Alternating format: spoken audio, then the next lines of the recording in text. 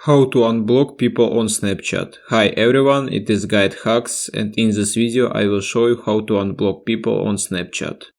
Now let's get started. First we need to open our Snapchat app. Then we should tap on the profile icon at the top left corner. Here we need to tap on the settings at the top right corner. And then we should scroll down and find account actions. Here we need to find option blocked and tap on it. Here, if you want to unblock someone, just click on the cross at the right corner and tap on yes. And that's all. It was how to unblock people on Snapchat. Thanks for watching. If you found this video helpful, we would appreciate if you subscribe to our GuideHacks channel.